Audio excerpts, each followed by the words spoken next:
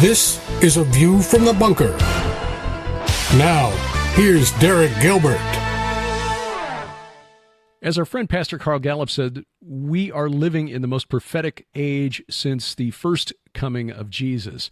How do we make sense of all this, and how do we interpret what we're seeing around us without being overwhelmed with fear and anxiety? Welcome to A View from the Bunker. I'm Derek Gilbert. Joining us is a gentleman whose study of Bible prophecy has been instrumental to coming to the Lord. I encourage you to go back into our archives and take advantage of the previous conversations we've had to hear more about his story.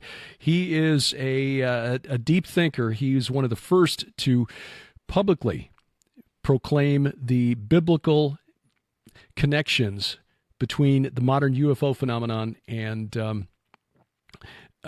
offer that as an explanation for what we're seeing. His documentary, UFOs, Angels, and Gods, is available to watch for free at YouTube, and also his website, thinkagainproductions.com. And we are honored to welcome back to the program Ali Siadatan. Ali, thank you for joining us as we're seeing events unfold around us that have some prophetic significance. What exactly, we won't know until we're past them, but these are definitely interesting times. Yes, thank you, Derek, for having me. It's a pleasure to be here, and I really look forward to our conversation.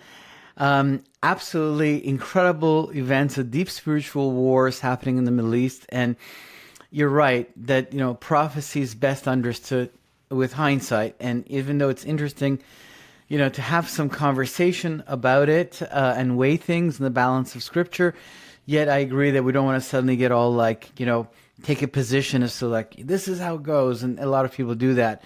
It's really, with the passage of time, there'll be plenty of opportunity on the other side to point back to the Word of God with much greater precision and explain how things did unfold. And so, but I look forward to the conversation. Yeah. Anyways, to see the events of the Middle East in the light of some of the prophetic writings of God's Word. Well, being a Persian and having lived at least your early life in that nation, you have a unique perspective that most of us raised in the West don't have. I mean, as we look at and just to timestamp this, because this will be released about a week and a half after we record this. We're recording this on August 15th. As of this recording, Iran has not yet responded in a muscular way to the presumed Israeli assassination of Ismail Haniyeh, the leader of Hamas, that happened in Tehran on July 31st. Israel has not officially claimed credit for it, but it's pretty well assumed that they were responsible. New York Times, other mainstream news agencies have tagged Israel and Mossad as the operatives behind the assassination. And there are conflicting reports over the last couple of weeks. There were some who thought that Tisha B'Av, which was August 12th, would be the date of the response.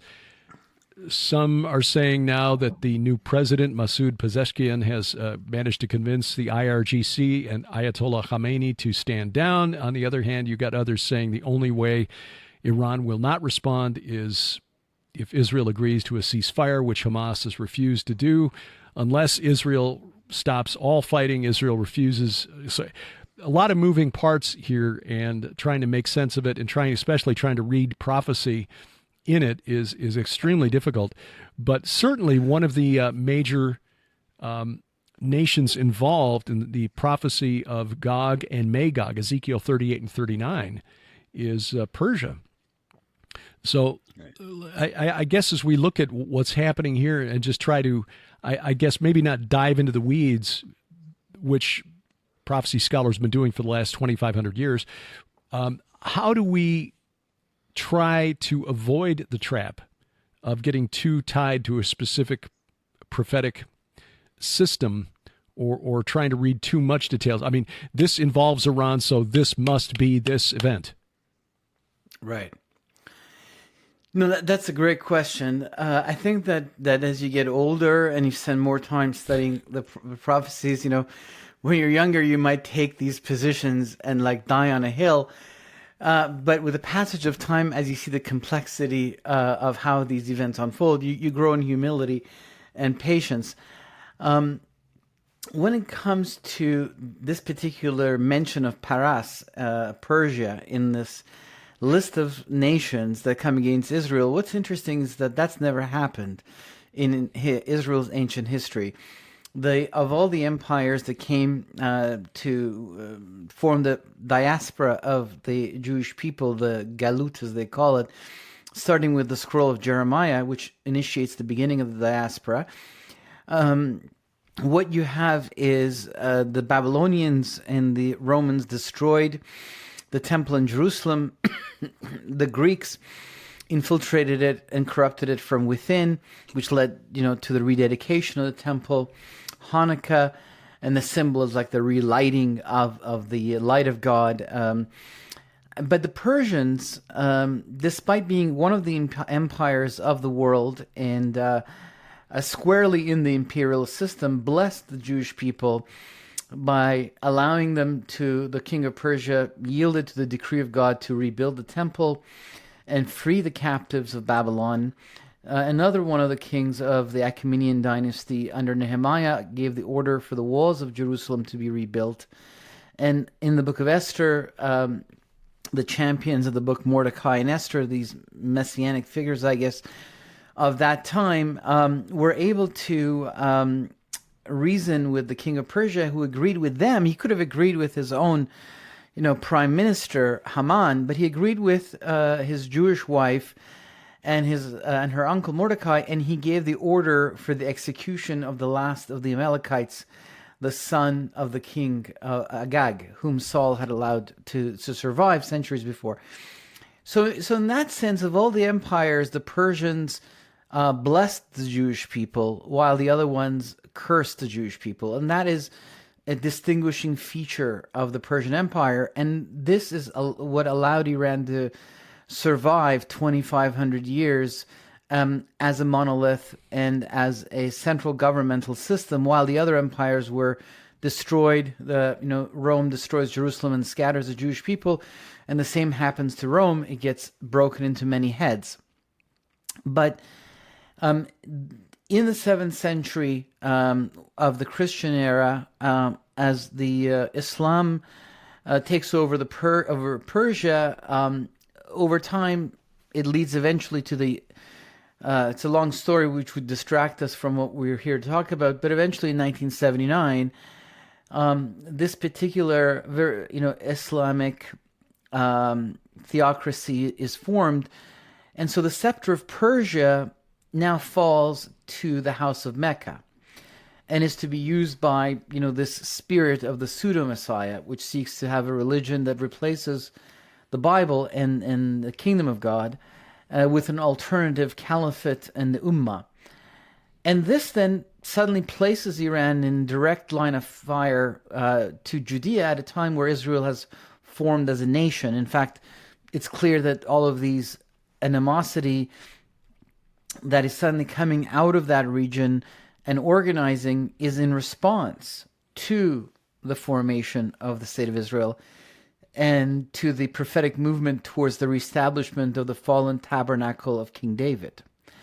What in Christian circles we would simply call the second coming, as kind of our code word for it.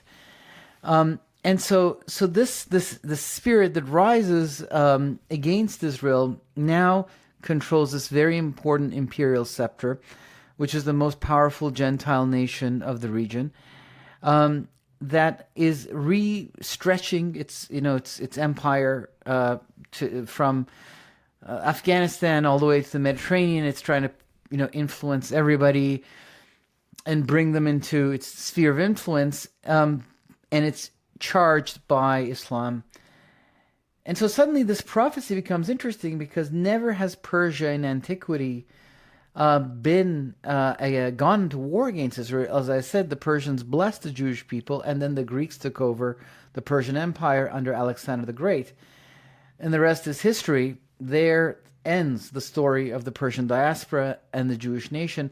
For a very tiny period of time, the Hasmoneans asked the Persians for help against the Romans, and when the Magi come from Persia to worship the king, and they say to the Edomite king of Judah, Herod, whereas he was born king of the Jews, he sees that as a political stretch from the Persians into the Roman world because, Herod had now Oh, aligned with Rome.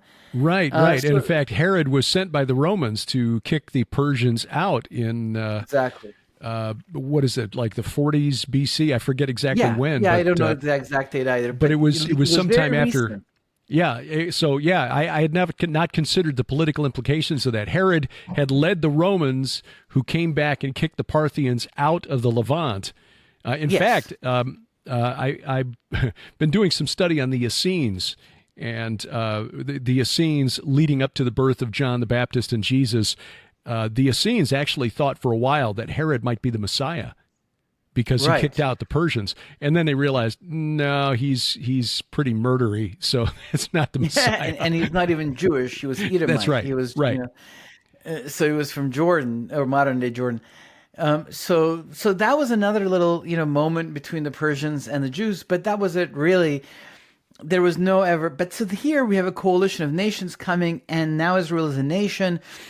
Islamic theocracy has taken over the scepter of Persia, and is no longer is Persia aligned with the decree of Cyrus, but aligned with the call of Mecca to replace the Bible and destroy the very root and foundation of the whole system, which comes, of course, from the Holy Land.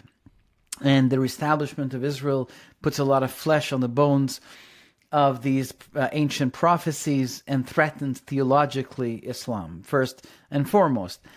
This could lead to a Messiah, etc. So basically, I mean, we always look for logical arguments because in our Greek culture, we tend to think logically, but these are spiritual battles.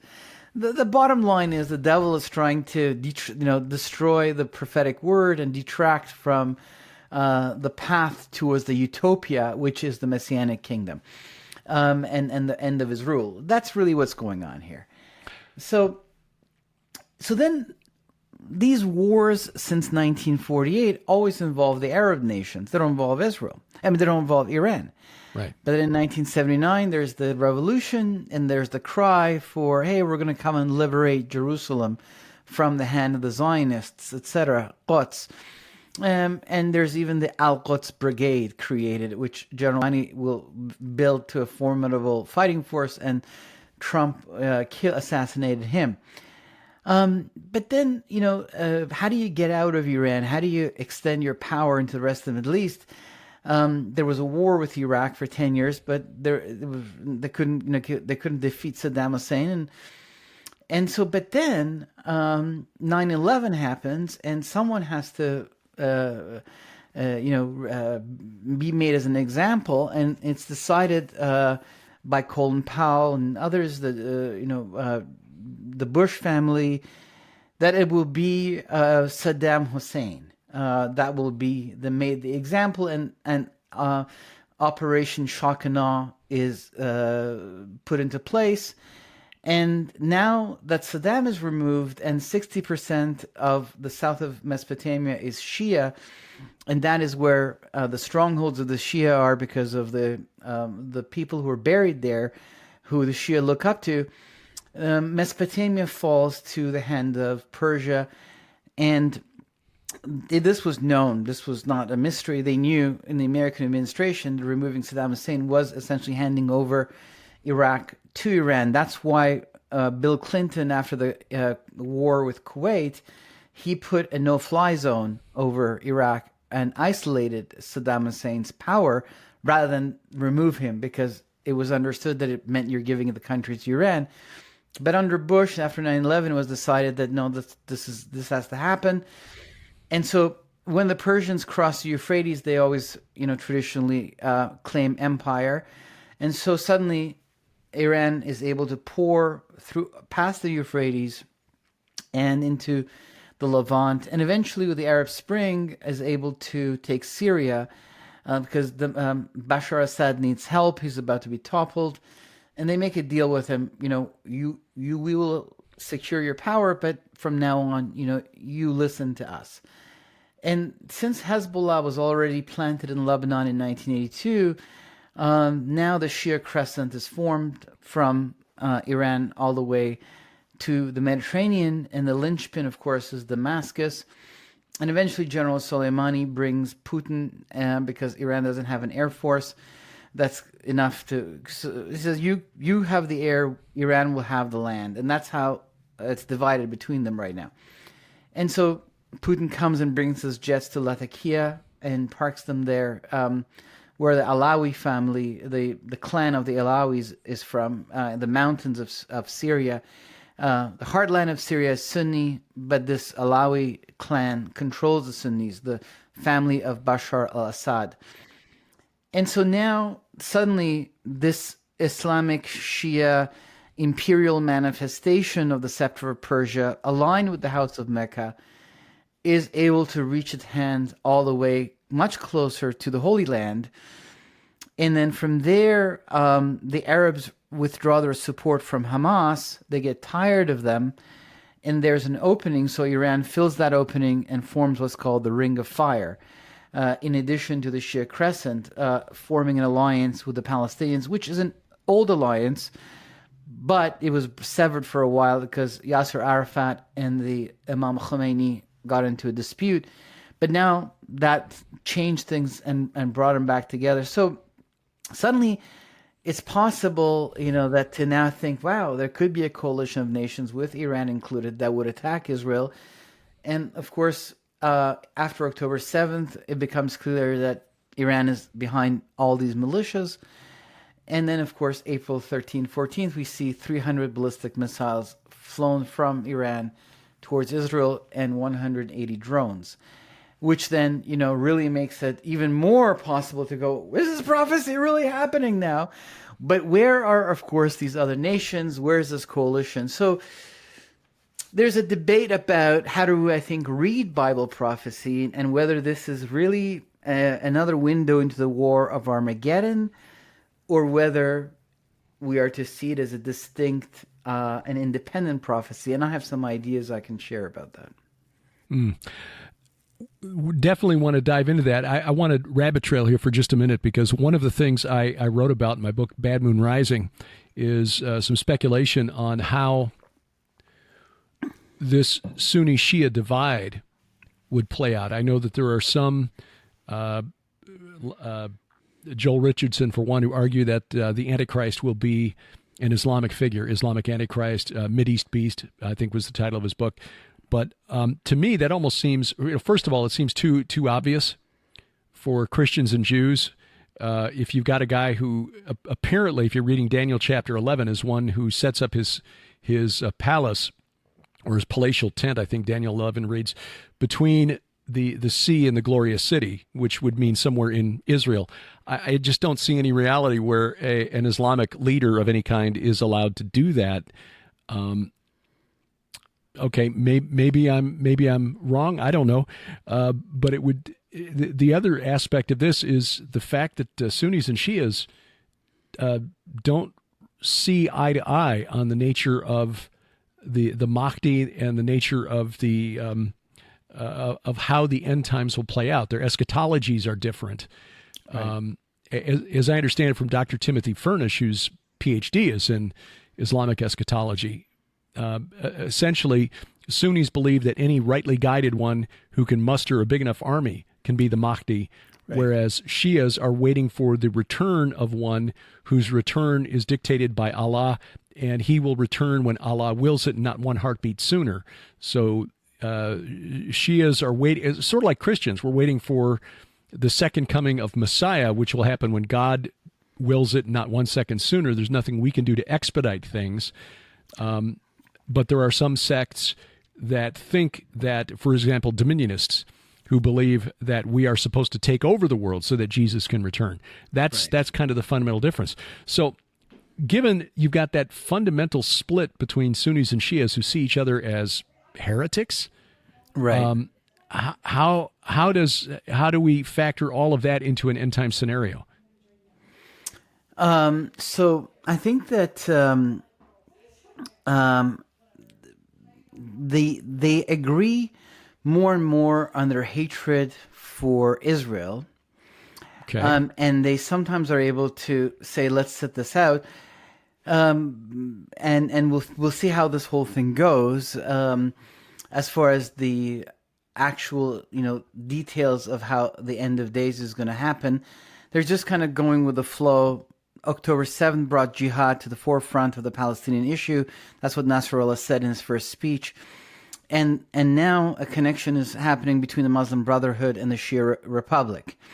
That's where we are in the story. As far as, they're not sitting around and comparing notes about how they see the end of it. They're kind of saying, look, you want to, Hamas is Muslim Brotherhood, the Taliban in Afghanistan are not Muslim Brotherhood. The Muslim Brotherhood is put down in Egypt, but still a very important organization, as well as in Turkey. Erdogan is Muslim Brotherhood, and he's the head of the Muslim Brotherhood for the United States.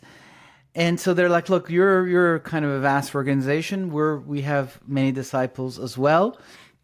Why don't we kind of work together to support the cause of this, the resistance, they call it, the jihad. They do each have their own particular, view of correct theology and eschatology, as you mentioned. But I'm not seeing their alliance based on those things, but rather on, hey, we both have one common goal in mind here. We need to support October 7th, not let the fire of jihad die down, and continue to put pressure on Israel. So Erdogan will make some speeches out of Turkey, and the supreme leader of Iran will make speeches independently from his point of view, but ultimately have the same message. And even the Marxists in the West will also really echo the same talking points about the oppressor and oppressed. So they're kind of, at this point, I think that's where we are. Mm-hmm. I do think that the Muslim Brotherhood from the beginning was willing to work with the Shias. That's what it says in the founding document. Hassan al-Banna says that you can work with Shia. Khomeini, the founder of the Islamic Republic of Iran, as a young man was taken to Egypt by his teacher to meet Hassan al-Banna, the founder of the Muslim Brotherhood. That inspired him. His expansionist form of Islam inspired him to create eventually this Islamic Republic. And many people will argue that his understanding of Islam is much closer to the Sunnis than traditional Shiism is. So for me, first and foremost, the foundational, when you have a language like, say you speak Spanish or Chinese or something, and then you learn English, you have an accent. And that accent comes by the way that your tongue has already been shaped because of the original language you speak. That's why all the French people have the same English accent and all the Chinese people have the same English accent. So what has shaped the region's foundational topography is the battle between the Persians and the Arabs. Because the Persians controlled, all the Middle East. The Sasanian Empire was actually a re-emergence of the Achaemenid Empire until the 7th century when, the armies of the Rashidun Caliphate, the immediate disciples of Muhammad, came and scissored the Persian Empire. They took over Iran. Iran eventually pushed them out and reestablished Persian language and dominance, and kept that Islamic religion, though it stayed. And then they kind of redesigned Islam. It's called the Second Islam or Persian Islam. And that is what led to the Ottoman Caliphate. The Ottomans adopted this Persian Islam and made it their own. And then the Persians had the bodies of knowledge from Mesopotamia that existed in Persia, the different sciences. And that led to what's called the Golden Age of Islam. And so the Persians set up a capital in Baghdad because it's always from Babylon that the Persians can control the heartland of the Middle East. And that's why today they need Baghdad as well. So the Persian struggle has been to reassert domination over the Middle East that was taken away by Muhammad's caliphate system. That is the foundational battle between the Persians and the Arabs. In the 16th century, a Persian king of the Safavi, that was his last name, the Safavi dynasty, he decided that in order to separate Iran from the Ottoman Caliphate, distinguish it, and protect against the Russians that have come from the north and the Portuguese that have landed in the south, to bring the tribes together. He wanted a new identity, and he was part of a very tiny sect called the Shia, who neither collected tithes nor had theological seminaries. He then made a decree saying the Shia will now become the religion of his kingdom. And it took 200 years for the whole country to transition from Sunni to Shia. In the 18th century, in the 1700s, Iran is considered finally a Shia nation. But the Safavi, his dynasty, struggled with the Ottomans and with the Russians. So the Iranians would have had a battle with the Arabs, even if they were Sunni, because they consider themselves to be a distinct and superior people, the truth is, and lords of the Middle East, and an imperial system. That's part of the Persian worldview and blood, I would say. The goal is to simply influence the Middle East in a benevolent way through culture and science and good things, rather than dominate and try to form empire constantly. But it's like somehow when you're put in the statue of Nebuchadnezzar, you got this thing inside of you, must form empire. And so you're kind of like, and so you try to at least put a good twist on it. So that's the fundamental battle between the Persians and the rest of the Middle East, is for power and domination, and at times expresses through religion, and these days through sectarian divide. So it's more like the Persians are like, we want to go and liberate Jerusalem. Who is with us? We don't really care, where you stand. That's why when the supreme leader went to the Palestinians, the Hamas, he presented himself not as the supreme leader, which is a Shia title, since the Shia believe in the succession of prophethood and the Sunni don't. That's their main difference. But he presented himself as Amir al-Mu'mineen, leader of the faithful, meaning you're a good Muslim, I'm a good Muslim. Doesn't matter what you believe in, doesn't matter what I believe in. We have a common struggle here. I come to you in that brotherly way to support you. What do you need? Bombs, missiles, tunnels, money. You let me know, and I'll send it over. It was more like that. They're like warlords, nearly. It's inspired by a common evil spirit. So we know. It's interesting when you consider the possibility that we've got regional entities that we see in the book of Daniel, Daniel chapter 10. The prince of Persia, the prince of Greece comes to do battle with the prince of Persia, and how that might be influencing the struggles that we're seeing in the natural realm, because it may be more. There may be an aspect of that's manifest in the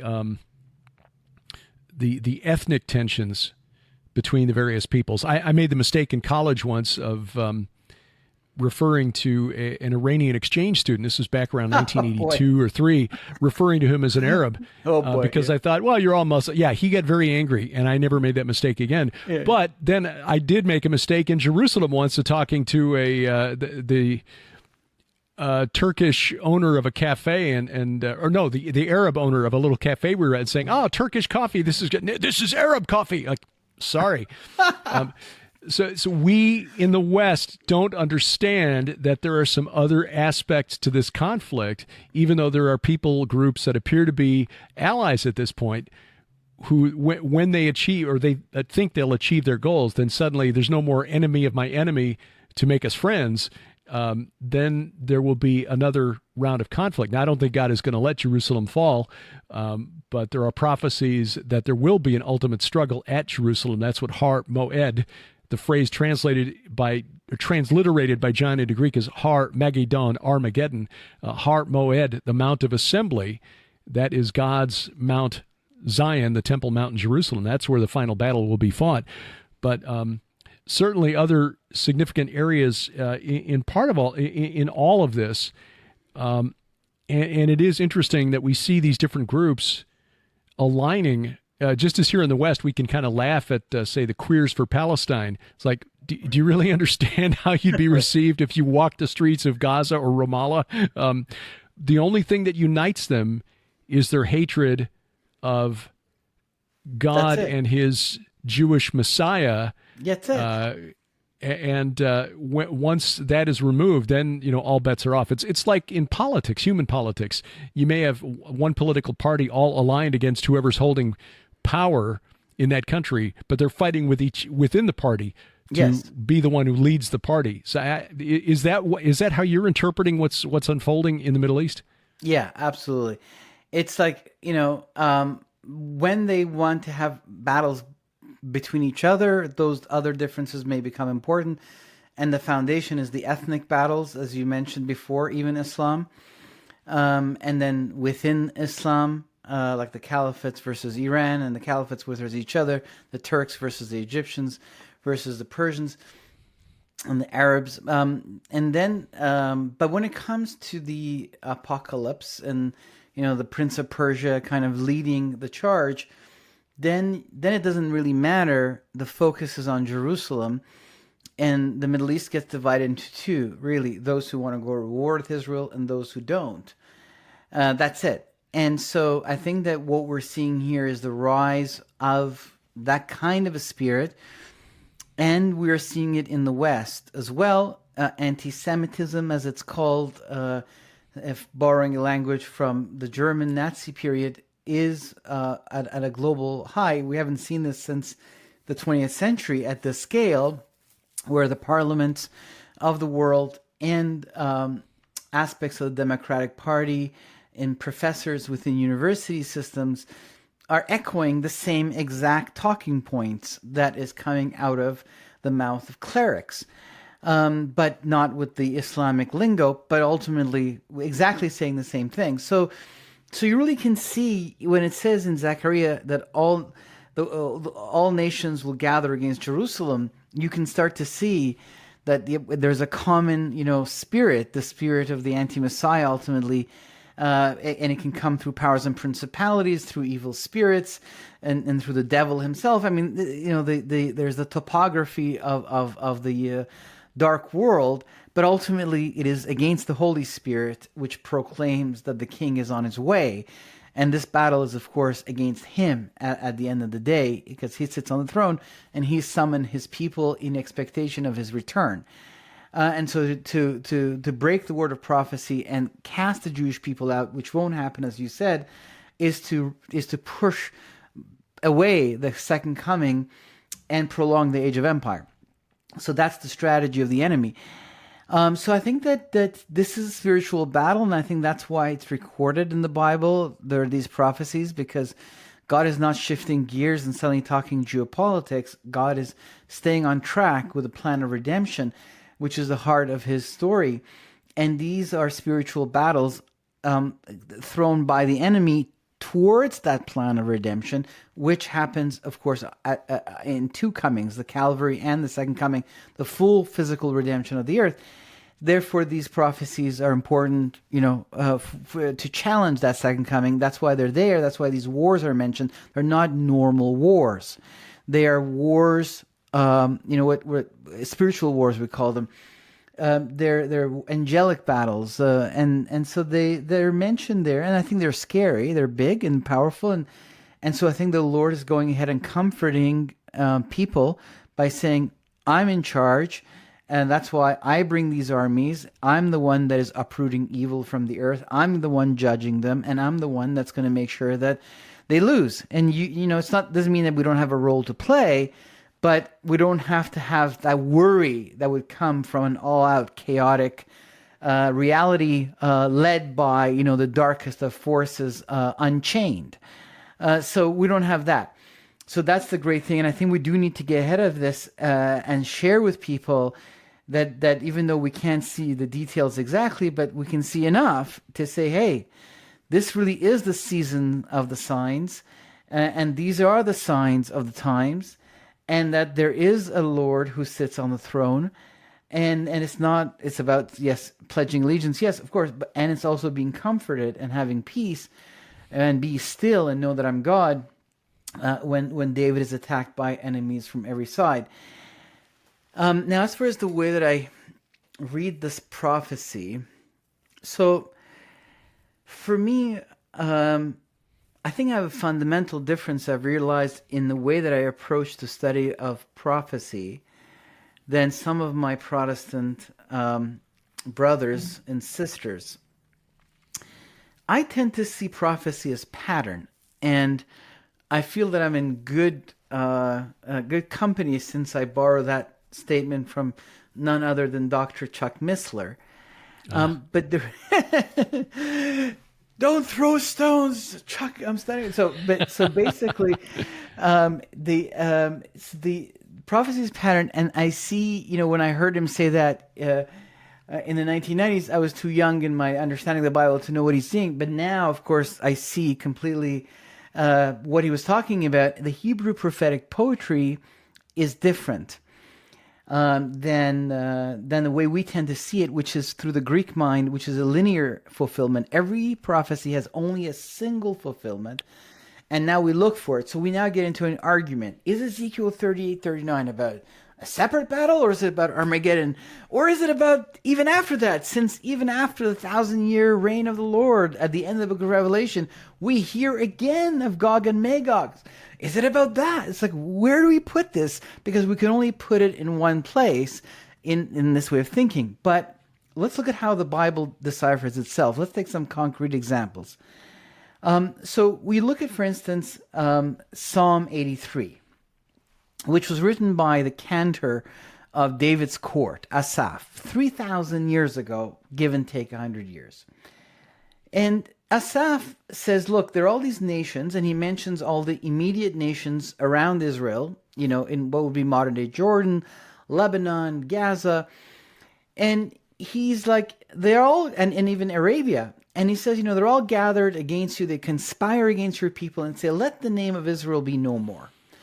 Now, why did Asaph write this? Because he was thinking in the dispensationalist futurist school of thought that one day we'd all sit around and say, aha, this was about today. No, because this was happening in his lifetime. Literally, that's what was happening. Yeah. And the Holy Spirit was inspiring him insight as to what is really in their mind and how God won't allow it. And then he was then speaking that under the influence of the Spirit and putting it into song and praising the Lord in the courts of King David. So prophecy tends to often be about the life of the prophet. A pattern begins that then has multiple fulfillments throughout the history of the Jewish people with an ultimate fulfillment, and then it no longer exists.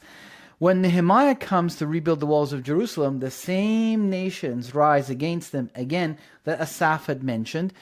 When the Romans come to destroy the Second Temple, my Roman history professor used to tell us that this was one war. He said, he said that the Romans used the administrative system of Rome, but the legions were made from local infantry, taken from the countries of the places where they were ruling. He said many of the soldiers that came in the legions in Jerusalem were from Syria and the countries around. And he said that's one war they were happy to fight for the Romans because they hated the Jews so much. So even in 70, AD, the Common Era, we see this. We see that the Psalm 83 kind of is active. And then we see 1948, the War of Independence. And so basically for 76 years, Israel has been involved essentially in Psalm 83, right? I mean, these countries, they come in 1967. Some of them come in 1973. And then today, we see, again, since October 7th, the same countries around. Now, it's like a piano. It's like the keys of a piano. Every time the prophecy ignites, some of its keys start to act up. And others ones don't. So, for instance, there is a prophecy in Ezekiel 28 about judgments that will come on Sidon and Tyre that arguably haven't quite ever come to that extent. So we're going to see if this war right now is on the cusp of expanding into Lebanon, because Hezbollah has launched 6,000 missiles since October 8th. It has shrunk Israel by forcing the Jewish people to evacuate the north of Israel. Even today, they threw a huge barrage. It's not mentioned in the mainstream media, but virtually every day they're throwing missiles over civilian populations. They won't give up. They won't stop. And it looks like the only way for Israel to secure its borders is to take care of Hezbollah in the north. And so it's like, okay, but that's kind of like the Psalm 83. But then now is this Ezekiel 28, exactly now coming online. or you look at the prophecies of ingathering, of the let's say Ezekiel 36, just to take one that's very famous because it's an entire chapter. Did it apply to the Babylonian exile? And a lot of people in the Preterist school and other schools read it that way. They go, Ezekiel said that the Jewish people would come back, and they did. And then that's it. We're done with that now. It was, there was the Persians freed the Jewish people. They came, they rebuilt the land, and sayonara. It's done. But if you look at the canon of Scripture of the Old Testament, in the Hebrew canon, it ends with the decree of King Cyrus. The Christian church reorganizes the canon's order and puts it into, the minor prophets, the major prophets, and historical books. But the actual Old Testament, the way that Ezra put it together, ends with the decree of King Cyrus, which is a decree of invitation to come up to Jerusalem and build a temple and worship God. Why? Because its ultimate fulfillment is the second coming of the Lord. Its ultimate fulfillment is the temple that he will set up in Jerusalem. The final ingathering of the Jewish people happens after his second coming. And so this is a very long process. It's a pattern. So Ezekiel's prophecy of ingathering applies not only to the Babylonian exile, but to the Roman exile, the one of which they have been started to be ingathered. Because it's a pattern. It applies to dispersion and gathering. It goes all the way back to the writings of Moses, where it talks about dispersion and ingathering. Already in Deuteronomy, at the end of the book of Deuteronomy, Moses already says, before you even go into the land, let me tell you what's going to happen. You're going to come out, and you're going to come back, and you're going to plead. And Jeremiah says that too. I want to bless you. And so these are patterns of this history, but then they have very precise moments of fulfillment where specific things that are spoken in those prophecies suddenly appear on the stage of history. When the Lord says out of Egypt, or Matthew says out of Egypt I called my son, you look at that passage and you go, well, wait a second, this is about Israel. It's not about Jesus, but Matthew, under the influence of the Holy Spirit, is applying that to, the Messiah. Why? Because the pattern, Abraham goes to Egypt. He goes down to Egypt. It wasn't a good time of his life. The rabbis argued the word down means it was a negative moment. It was a spiritually low point. And he, of course, lies about his wife. Right. And so then Israel follows the pattern. Israel goes down to Egypt, and that ends up being good, but then ends up being bad. It leads to slavery.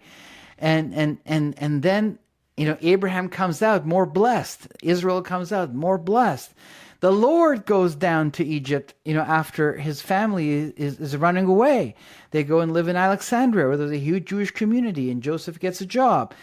And then he comes back, so you look at, for instance, the story of the Passover, and I'll give just two examples, but the thing that's important, the story of the Passover, it's a historical story, but it actually is about the second coming of the Lord, the gods of Egypt, the Pharaoh, and the Redeemer, the Passover lamb. It's all there. It's not just about the first coming where he picks up the Passover cup and he says, "This is my blood." It's also about the second coming. The template of the Passover is important for the book of Revelation, and it's about the second coming. So it's a historical template that is talking about a future age that will of history, that it will even have a larger fulfillment than just the defeat of the Pharaoh of Egypt. It will be the defeat of the Pharaoh of the world and the redemption of all those who have the blood of the Lord, waiting. And so I was on a show, and I'll end with this example, talking about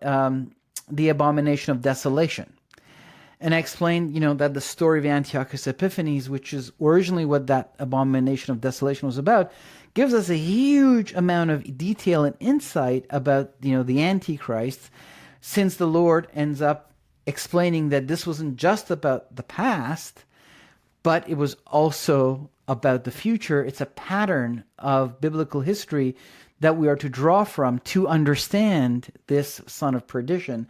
And when we see the abomination of desolation, this is another term for this, Antichrist, Assyrian, son of perdition, man of sin character. And I was on the show with another gentleman who's actually, also a famous Bible scholar and prophecy scholar. And he interrupted me. He said, no. The Jews thought that was about Antiochus Epiphanes, but the Lord corrected them and made them understand that this is about the Antichrist. And I was like, no, that is again, that's not the way the Bible was read, neither by the Lord nor by his disciples, and it was not how it was read. So I bring that thinking of patterns into my understanding of Ezekiel 38:39.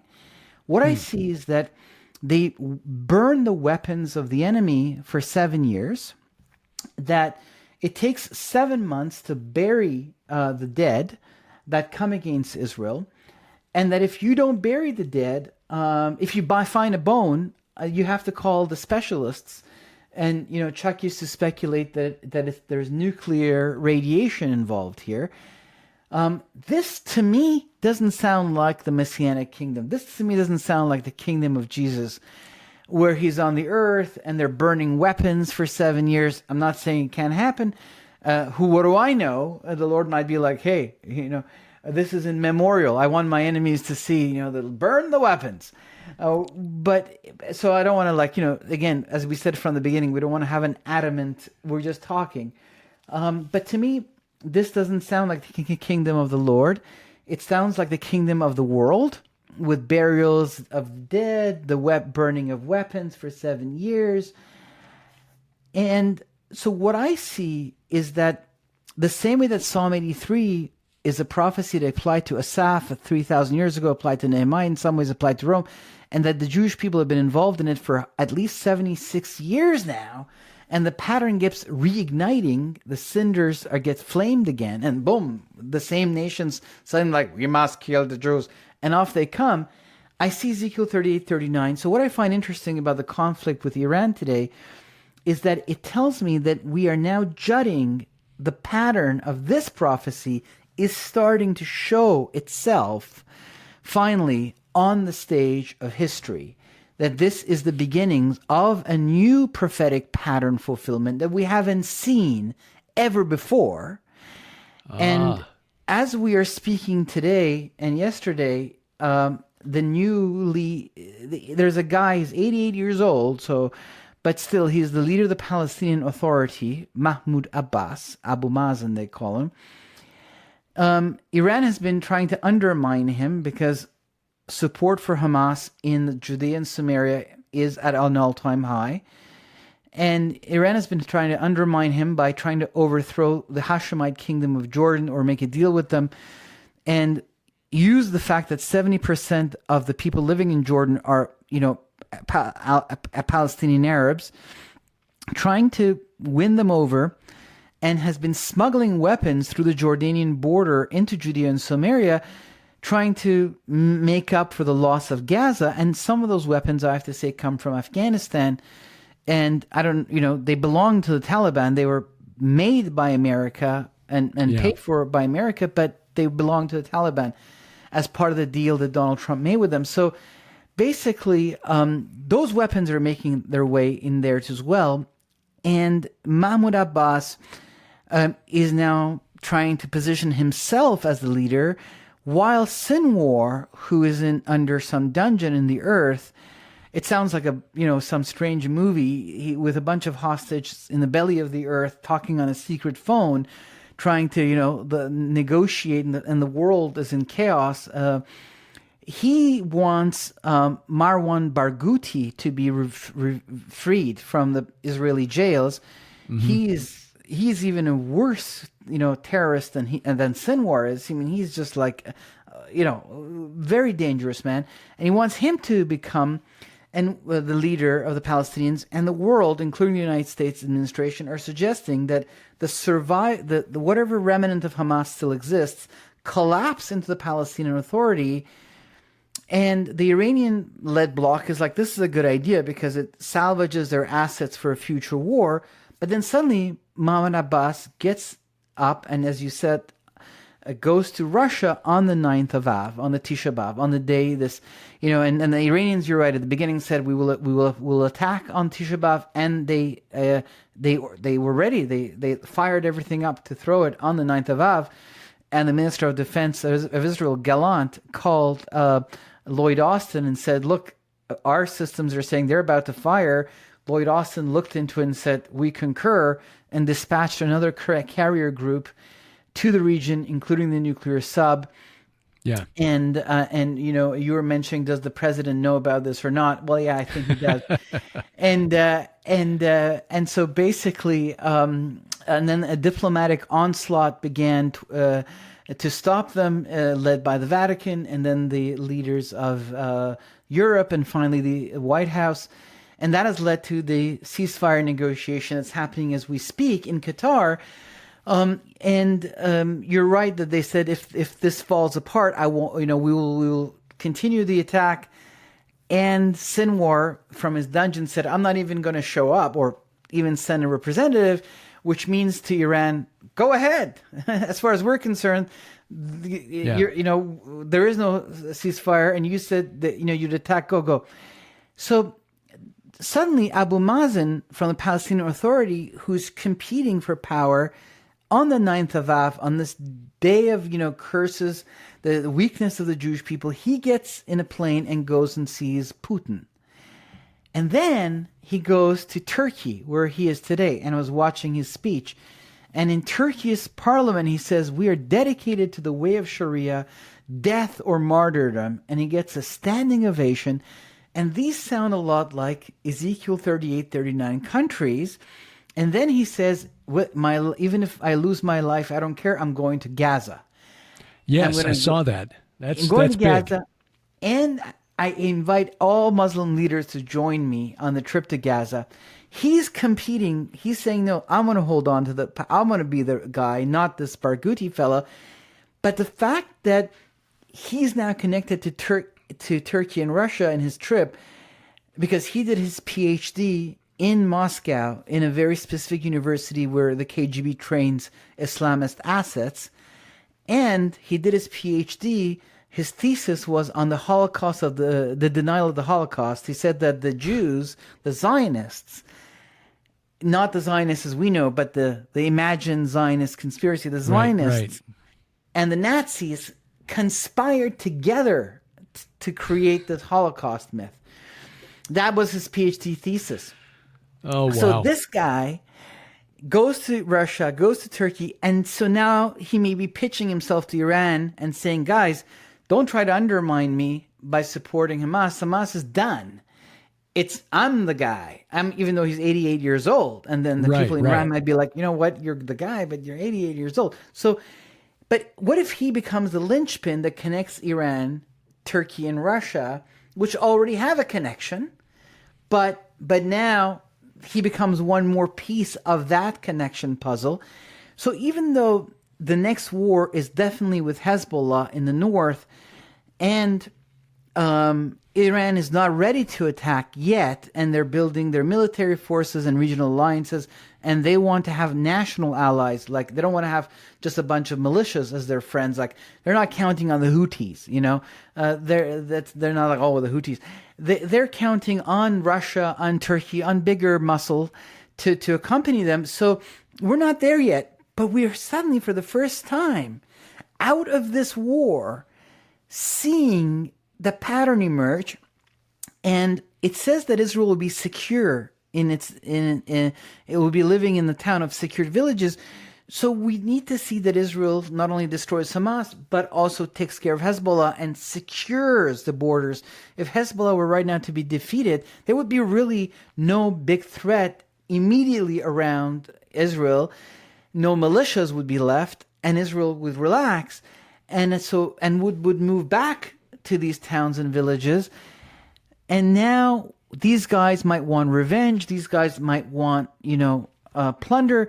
And now we see that Russia has been cornered since the war with Ukraine and has been pushed deeper into that block. And Iran and Russia have started to have more of a military cooperation, as far as Iran has become part of Russia's war for creating drones for them.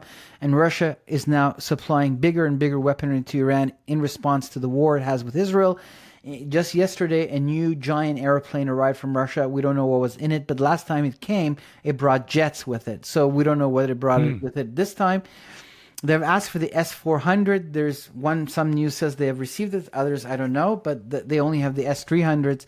and they have created their own version of it, but they need the S-400s to match some of the international norms of ground-to-air defenses.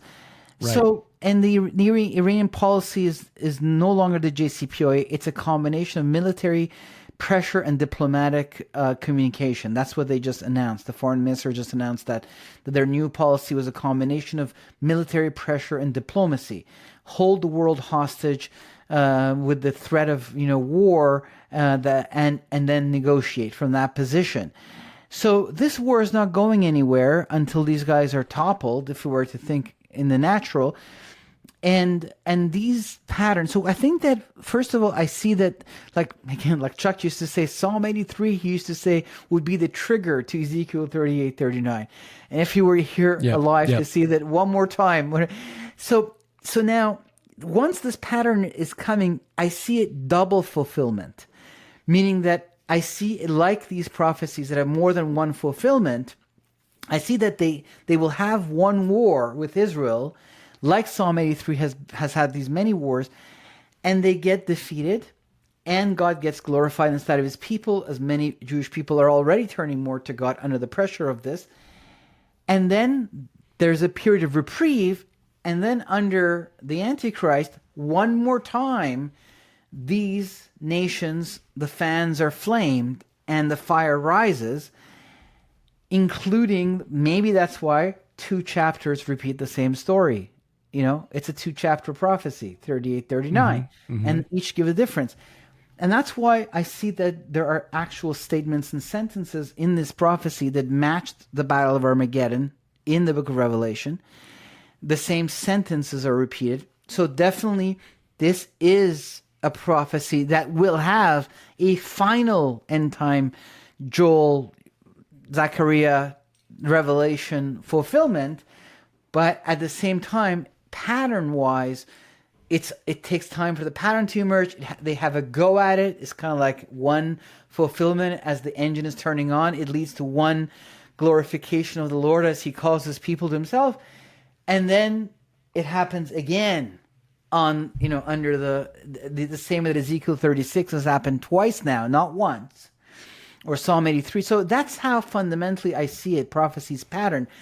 And that's why I'm comfortable in focusing on this now, and yet holding on to it into the war of Armageddon, rather than it has to be now or then, one or the other.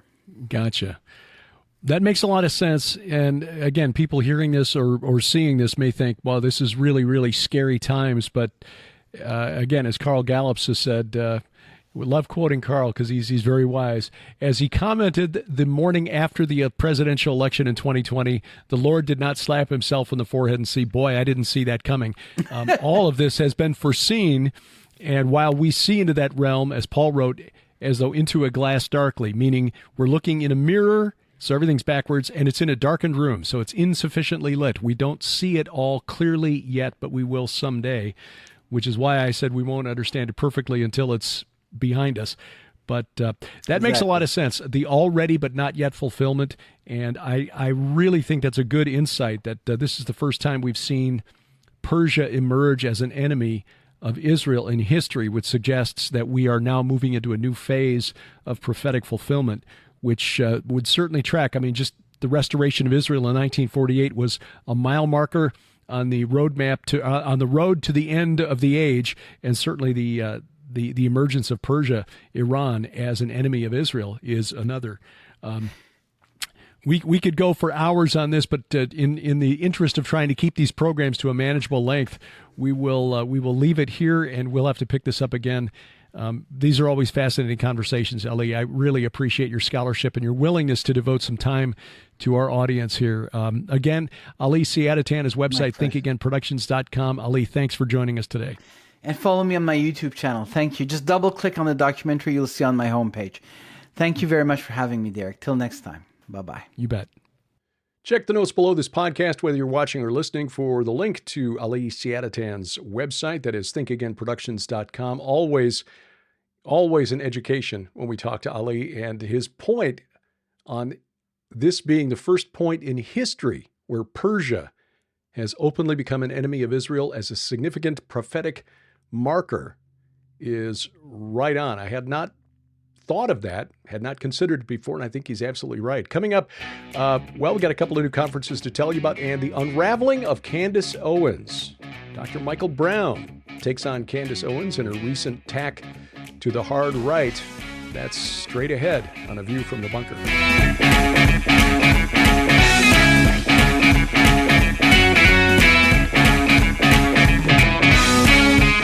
Giants, gods, dragons, they're all real. We may not see them with our natural eyes, but their handiwork is evident in what's happening in the world around us, the spiritual warfare taking place. It is so true. It's obvious in Israel, but worldwide. Historically, we've seen this happen. And we want you to get excited about the Old Testament and the New and the giants, gods, and dragons within it, because your kids need this information. So do you. Yes. We're living in prophetic times. Help make sense of it with our special offer through July. Our book, Giants, Gods, and Dragons, which takes a fresh look at end times prophecy. My book's Bad Moon Rising, about the spiritual forces behind Islam. And Last Clash of the Titans, the overlap between what we were told is Greek mythology and the Bible. And our DVD, based on the 4 horsemen of the apocalypse. All of this, an $80 value for just $45 plus shipping and handling. Now through July, only at our online store, gilberthouse.org/store.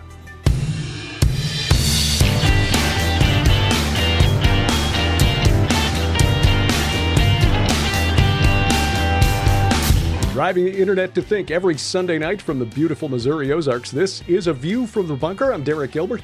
You'll find us online at VFTB.net. Also, gilberthouse.org. That's our main web hub. My personal website, DerekPGilbert.com. Social media, you'll find us on X, formerly Twitter, at ViewFromBunker, at Derek Gilbert, or at GilbertHouse_TV. Facebook, View from the Bunker. Give our page there a like. You'll also find us on Truth Social, GabMeWe, Getter, Derek P. Gilbert, the username there. And, of course, on YouTube, at Gilbert House. Please subscribe, share, hit that like button, and then protect yourself against cancellation. Guarantee we never get canceled by downloading our free app from our website, either VFTB.net. Look for the link in the top menu bar, or go to our main web hub, gilberthouse.org/app. Good news, we are also now on, besides Roku and Apple TV, we're now also on Fire TV, Google TV, and Android TV. Apps for all of those. If you got a smart TV, you can install our app and or a set-top box, and make sure we never get canceled. The content comes directly from the Christian company that hosts it and develops the app right to you, bypassing the gatekeepers of big tech. Again, gilberthouse.org/app. Well, God bless Candace Owens. She is nothing if not a relentless self-promoter, but it seems that without direction from somebody above, she really runs off the rails in a hurry. And I'm not sure if it's just her personality, if she's just truly believes what she's saying, or she thinks this is a way to get attention to herself now that she's no longer part of the Daily Wire. I don't know. Look, it's one thing to be opposed to Israel and the way Israel's responded to the events of last October 7th, the attack by Hamas that left 1,200 Israelis dead, 240 more that were kidnapped, dragged back to Gaza, 105 still unaccounted for as of this recording. Israel just recovered the bodies of 6 just within the last few days, so still 105 that have not been accounted for. I won't say they're alive because there's some serious questions about that. But to go where Candace Owens has gone in recent weeks is just really, really the worst kind of anti-Jewish rhetoric that's been seen over the last 2,000 years. And we're talking literal blood libel type stuff here. She's been posting on her channel about Israel perhaps being founded by a cult that was that existed back in the 18th century, followed a guy named Jacob Frank. Now, Frank was not his original surname. He lived for a while in territories controlled by the Ottoman Turks. And whenever you were a Westerner who moved into Ottoman lands, they just called you a Frank, the remnant of the old Frankish kingdom, which became France. So if you were a Westerner, you were a Frank. So he became Jacob Frank. He adopted the name and then kept it. And he basically set up a cult where he claimed to be the resurrection of a false Messiah from about a century earlier, Sabbatai Tzevi, I think, Sabbatai Tzevi. And it was essentially, his beliefs were really kind of a mashup of Judaism and Roman Catholicism with a bunch of mystical stuff mixed in. He was not technically Jewish. He'd rejected the Talmud, and he encouraged his followers to get baptized into the Roman Catholic Church. But the Catholics said, once they realized what he was teaching, that he wasn't really Catholic either. In fact, he was jailed for a while for the bizarre and frankly, really disturbing things that he was teaching. Apparently, father-daughter incest was part of this cult. So, I mean, this is pretty disturbing stuff. It was essentially a sex cult a sex cult of personality based on Jacob Frank. Now, Frank died in 1791. His daughter Eve was the virgin that people were supposed to follow after his death. She died in 1816 in poverty, and the cult of Frank really dissipated after that. Some returned to their Jewish roots, others just became Roman Catholics. But by the time the 19th century came to an end, beginning of the 20th century, there was essentially no more Frankish cult. This is agreed upon by historians. But according to some in dark corners of the internet, the Frankist cult continues to this day. And that's what Candace Owens has been contending. Rather than go deep into this, because this is not intended, look, I don't have anything personal against Candace Owens. Frankly, I just don't pay much attention to her. But when she starts coming up with this kind of slander that is patently ahistorical, it deserves to be called out. Dr. Michael Brown had an article that was published on Friday that really goes point by point through all of this and dismantles it. So I'll put a link to that in the show notes. You can go through it there. Not sure why she's gone in this direction, but pray for her, because there are a lot of people who think that she's as smart as she likes to think she is and are following her down this very dark path. As I've said before, as Sharon and I have said on our program, Unraveling Revelation, we're watching in real time the development of an atmosphere, a scenario in which we can see the world coming together against Israel, and low-level operatives like Candace Owens will be very, very useful in what the Antichrist finally brings to fruition with his war that comes against Israel and Jerusalem in the last days. Bless her pointy little head. Going to be in North Dakota in just 2 weeks. The Pitchfork and Hoe Gathering in Valley City, North Dakota. That'll be at the Eagles Club there. Be there Saturday and Sunday, September 7th and 8th, and hope you'll join us. Dr. Doug Hamp will also be speaking at this event. If you want more information, you can find it at our website. Look under the events calendar or go to our app.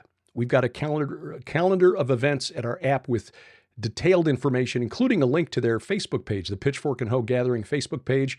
The event as a whole is a gathering of small farmers and homesteaders talking health and nutrition and best practices for small farms, things like that. And then a couple of crazy Christians coming to talk. I'll be speaking about our forthcoming book, The Gates of Hell. Why did Jesus do what he did, where he did it, especially regarding his declaration of his divinity in front of the gates of hell. That'll be on Saturday. On Sunday, The Secret History of Israel. And no, it wasn't the Frankists. It wasn't the Rothschilds. It wasn't the Illuminati. But it was not the history that you've been taught either. That'll be on Sunday afternoon. So again, more information at our website or the Pitchfork and Hoe Gathering Facebook page. In October, first weekend in October, Sharon will be one of the featured speakers at an Inspiring Women webinar. Talked to Jeannie Moore about that last week. You can find the information on that event at hearthewatchmen.com. Sharon, Tracy Tennant, Vicki Joy Anderson, Heidi Begley, many others, and a live event on that Sunday. Again, this will be a virtual event, so you'll have to access it via the web, but you'll get to interact with the speakers live in real time on Sunday. Again, the first weekend in October, and more information is available at hearthewatchmen.com. Our solidarity mission to Israel, talk about that in just a minute. December 5th through 8th, I will be speaking at the Christmas in Branson Prophecy Conference, along with L.A. Marzulli, Bill Salas, Ken Johnson, Billy Crone, Josh Peck, Mondo Gonzalez, Lieutenant Colonel Robert McGinnis, Alex Newman, Patrick M. Wood, Doug Hershey, many others. course, it's a Prophecy Watchers Conference, so 24 speakers, 30 messages, wonderful gathering, and a great facility, the Chateau on the Lake in Branson. And Silver Dollar City, Branson itself, always something to see at the Christmas holiday. So find out more information at prophecywatchers.com, at BransonChristmasProphecyConference.com, or just go to our app and follow the link there, and we hope to see you in Branson this December. Now, our visits to Israel, we are still planning to go to Israel for our Solidarity mission, November 6th through 13th, visiting the sites attacked on October 7th, including the Nova Music Festival site, where more than 300 people lost their lives and dozens of others kidnapped, taken hostage there at that site. It is somber, but it is worth seeing that location, the town of Sderot, and probably one other village, probably Ofakim, which we visited back in the spring, where you can look at these private homes with bullet holes still in them. I mean, this was not an attack against military outposts. This was an attack against civilians. So you can witness that. We'll go to Tel Aviv, Hostage Square. We'll visit with wounded IDF soldiers. And of course, we'll visit the important sites in the spiritual war in Jerusalem. All of that, the sample itinerary is posted at our website, gilberthouse.org/travel. If you want to get an idea of what the tour is like, I gave a presentation on this in July at the Go Therefore conference, actually on Sunday morning for the Harvest Revival Center's Sunday morning services. And that video is posted to our streaming video site, gilberthouse.org/video. So you can go there, watch it free of charge, get an idea in the 1-hour presentation of where we went, what we saw, and why it was so impactful. And again, details at gilberthouse.org/travel. And then next spring, our tour of Israel, still on. We've not changed this yet. Obviously, a lot depends on what happens politically and militarily there over the next few weeks. Still waiting to see if Iran is going to follow through on its threats. But as of now, March 25th through April 3rd, we will be in Israel with Doug Van Dorn, Dr. Judd Burton, and Timothy Alberino. This will be like a rolling conference through the Holy Land, and we hope you join us there. Again, the latest information at gilberthouse.org/travel. Thank you for taking time out of your schedule to watch or listen, as the case may be. If you're watching, great. Subscribe, share, click the bell for notifications, and then get our app. If you're listening, whether it's at Apple Podcast, YouTube Music, Amazon Music, iHeartRadio, Spotify, Spreaker, Stitcher, wherever fine podcasts are sold. It's Pandora now, not Stitcher anymore. Thank you. Thank you. A tip of the earbuds to our announcer, the inimitable D.C. Good. And Gilbert House, A View from the Bunker, is a production of Gilbert House Ministries, released under Creative Commons Attribution, Non-Commercial, No Derivatives 4.0 International License. We wrestle not against flesh and blood. Pray for the peace of Jerusalem. And good night, Oliver, wherever you are. I'm Derek Gilbert, and this is A View from the Bunker.